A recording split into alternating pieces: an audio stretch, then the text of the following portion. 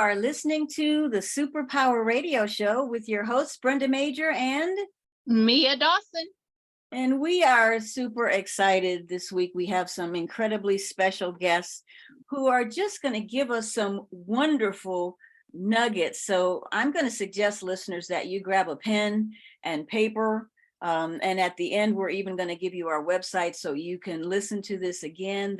This is just such valuable, practical, necessary information for caregivers of kids with superpowers. And by the way, if you're new to the show, we call this the Superpower Radio Show because we know that when you're caregivers for people who have additional needs, it really does bring out the superpowers in all of us. So you may not even have realized that. That's kind of your bonus gift, if you will.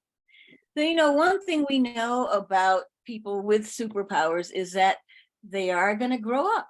They're not going to stay babies forever. And we get questions from caregivers all the time of teenagers and of people who are giving care to young adults. And they want to know what happens next. We see your books are cute and they're for little kids, but how do we deal with this kid, and how do we get them ready for the real world? How do we prepare them to leave the nest? And as I was thinking about that, I'm really thinking this show is for everybody. If you have any kids in your life at all, you need this practical information. So we are so happy to let you know that there is help. And our new friends, Jesse Johnson and Celeste Waldrup, are joining us today to talk about this awesome program, Skills for Life Coaching. Welcome to the Superpower Radio Show. Hey, thank you. We're glad to be here. We are excited to have you. Can you guys just start out by sharing a bit of your caregiver story and how this program came about? Okay, I can take that question.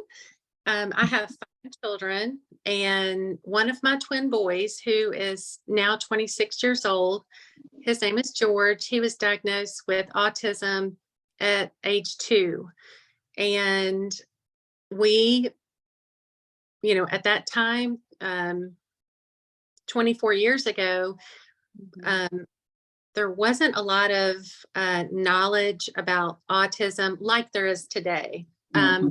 Fortunately, we had some great therapists, some occupational therapists, speech pathologists, music therapists. We did applied behavioral analysis, lots of different therapies. And George progressed from elementary school, where he had an assistant, through middle school, where he had an assistant, and he was able to obtain a diploma, went to college. Now, all of that was blood, sweat, and tears. And he progressed well, and I'm very grateful for that. So during college, it was, and COVID was going on. I'm a nurse. I work a lot with children with disabilities and high school students as well, and noticed that children felt very isolated and were struggling with connection, not being in school with the structure that they depend on, and the need for really became apparent. And that's kind of Skills for Life coaching grew from that need.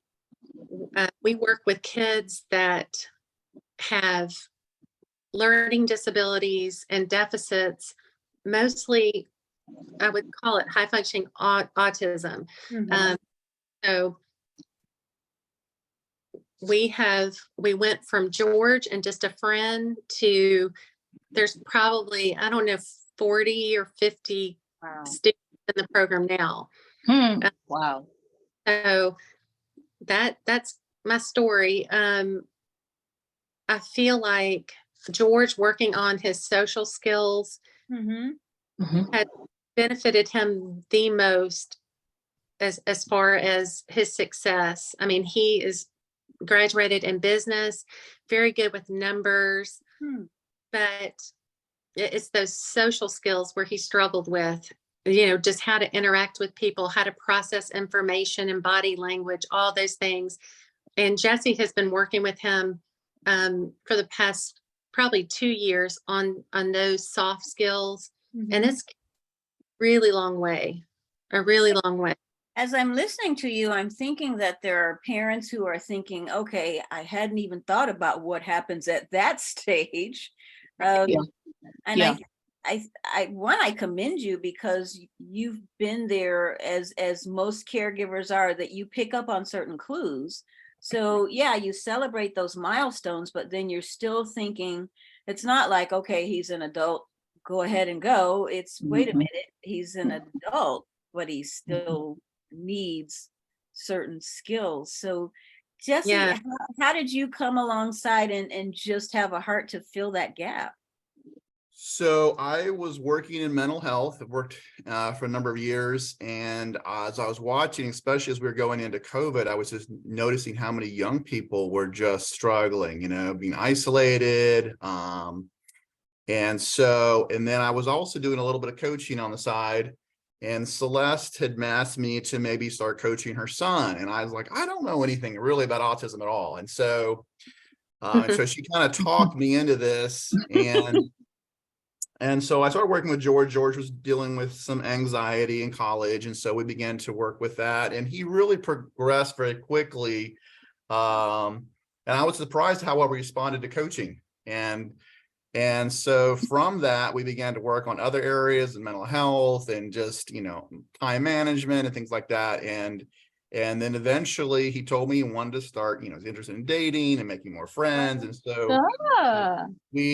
that's sort of, we started creating a group then to start meeting, and the group has just grown from that. So like I said, I really knew absolutely nothing about autism going into this, and I have just learned. Celeste has taught me a lot, and I have just learned as I've gone along. And like I said, they're the most awesome people to work with, and so I feel blessed every day to be able to work with, like I said, some of the most amazing people.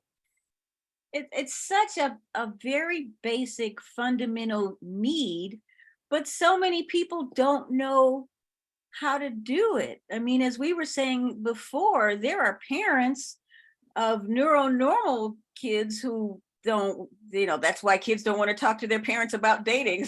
Yeah. How did you get buy-in from other parents to do this? Celeste, you want to take that? I'll pitch it to you for a second. For me, as a parent of a child that struggled socially, and academically and developmentally, there's nothing harder, in my opinion, as having a child that does not have friends.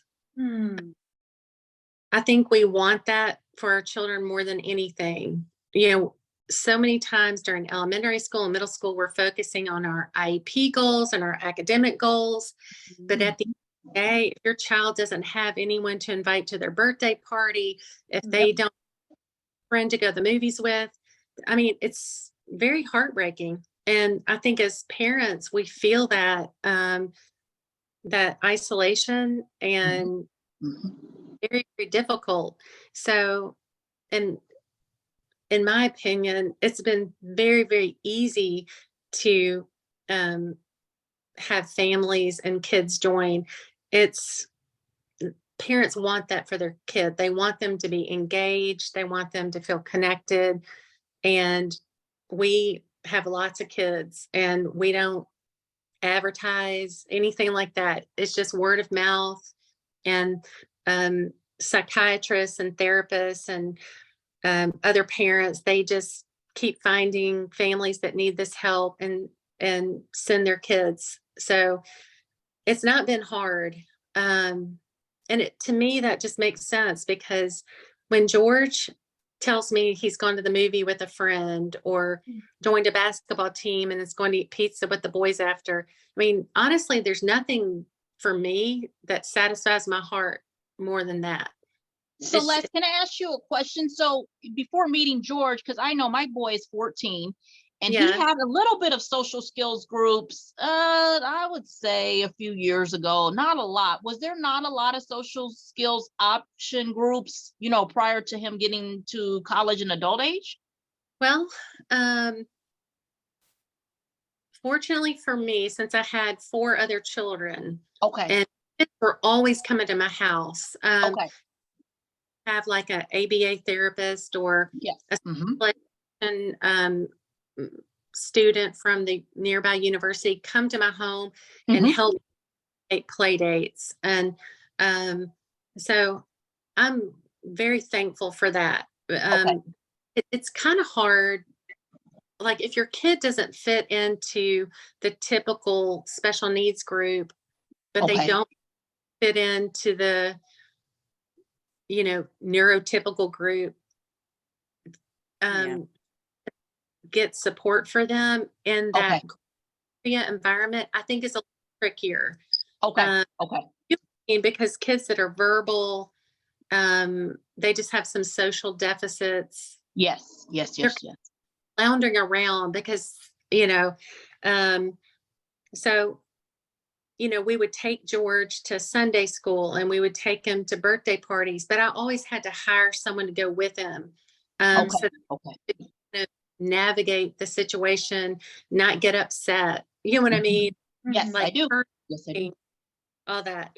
Um, so I mean, I feel like it was pretty difficult, honestly. Okay, Yeah. But it's getting definitely better. I mean, okay. so, I mean, it's just, I don't know, maybe that it was 24 years ago Mm-hmm. and there's been so much progress. Mm-hmm. I Mm-hmm. think families, every church basically that I know right now has a special needs program. So they get it. They Oh, cool. Cool. That's all. And as you guys were talking, I was thinking, you've seen those parents on TV who are, the pushy parent who Mhm. you want so much for your kid that you almost join the group for them. So, Yeah. Yeah. and you can't, yeah, you want them to be able to find their own niche and their own group of friends. But again, if they're not strong in that area, if that is part of where they need that additional support, I just feel like everybody needs Jesse. He's really good at what he does. He really relates to the students. Mhm. He really understands what motivates them and it's really good with anxiety and helping them feel secure. So, for instance, if we get a new student that's overwhelmed and worried about coming to the group, Jesse will go 30 minutes early, meet the student, Wow. Mm, and then allow the other students one by one to come sit. So that way the student feels they're already sitting down, they're already making a connection with Jesse, kind of loosening up, if you will, Mhm. and just really simple techniques that we use to help kids and we really don't lose many children. They love coming to the group. And They, can you guys share a little bit about what your program does? mhm. Wow. Well, in a nutshell, we're really about creating friendships and teaching them the skills to maintain friendships. Okay. And so it's and also the opportunity to create friends. So our groups are places for them. So we each week or each group we have social skills groups. So kind of to break down a program a little bit, I don't know is we have sort of 3 sections to our program. The first part of it is we have dinner groups. We meet Tuesday, Wednesdays, and Thursdays, and we have a concrete lesson where we'll go over something like how to give a genuine apology or how to, finding common interest with a friend. And so they'll have a chance to also to practice that skill at the dinner as well. And there's times for them afterwards too to connect with other people. And we encourage them to get their contact numbers. And so there's a lot of role play involved, but we really encourage them to take the next step and actually invite friends and things like that. And we get a lot of them, just like this week. I've had Mhm. several people, students send me pictures, going out to movies, going out to dinner and things like that. And so that's one of the ways that we know that's been a success, is that they've really bought this, they've taken ownership of it, and they're already initiating their own activities with friends. I'll also have a part, we do individual coaching as well. So I'll work with students who maybe they need a little help on their social skills, Mhm. certain areas, or maybe we also work with helping them find jobs and employment as well. And so those are two other areas that we kind of focus on.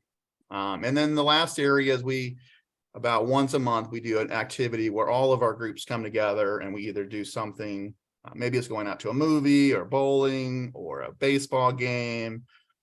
We also volunteer. So we have a nursing home we've gone to. I want to also teach them not only to be consumers, but also how to give that away. And our hope, a lot of this, and this is fundamental, is that they learn empathy. So they learn how to see things through other people's eyes.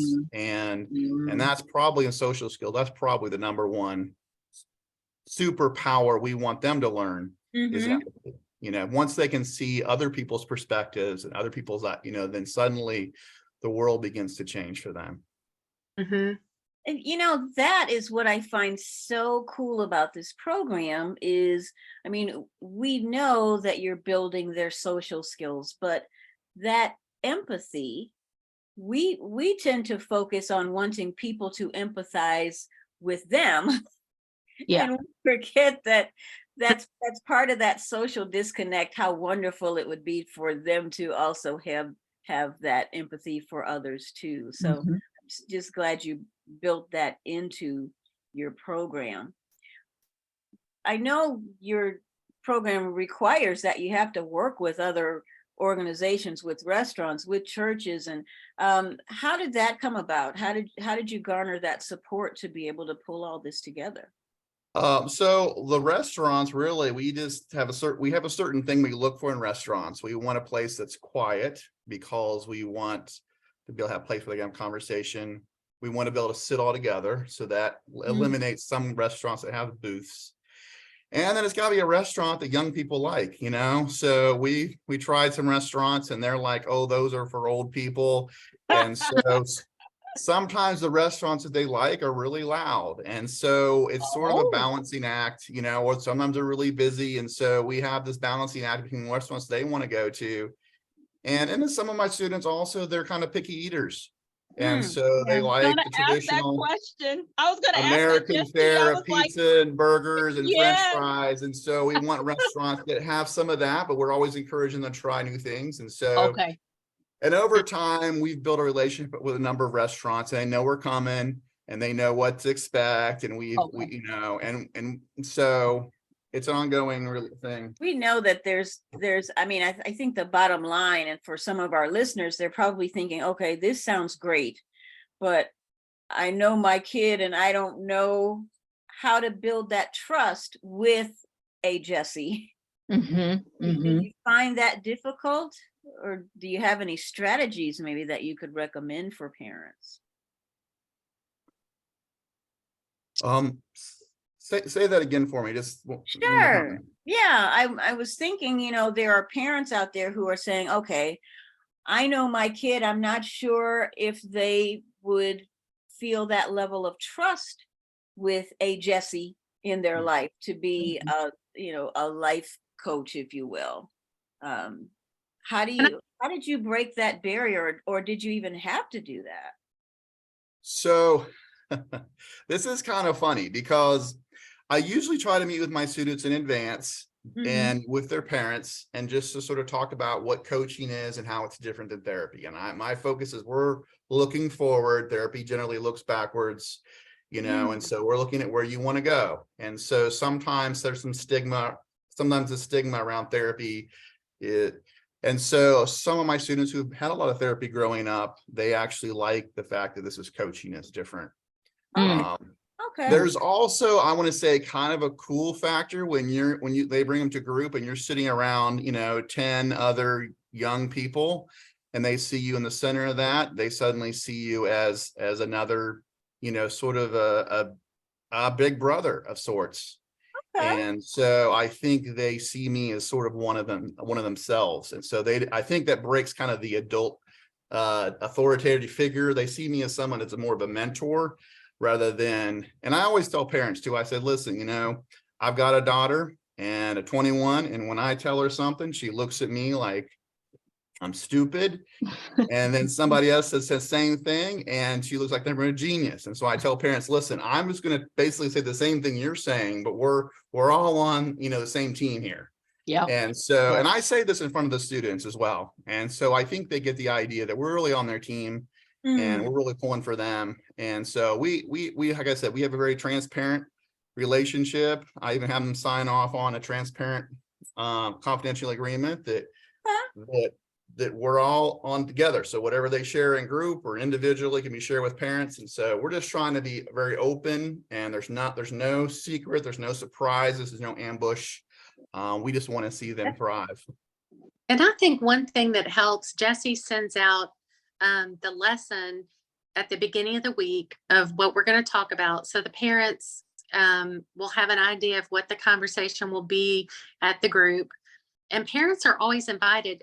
If we've had a couple parents a little anxious, that invite them. They can come eat with us if they want. They can sit with their the table next to us or a couple tables down and have a date night. I mean, it's very.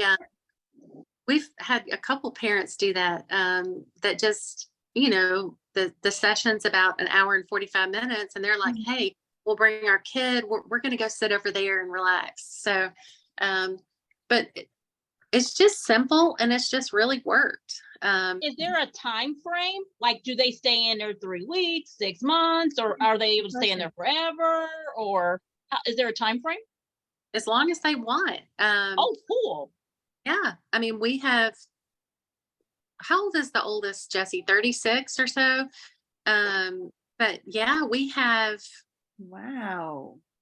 older middle schoolers all the way, college group with a few adults, you know, like that are working in jobs that, yeah, I mean, and they come once a month, they can come every week, they can come, like there's no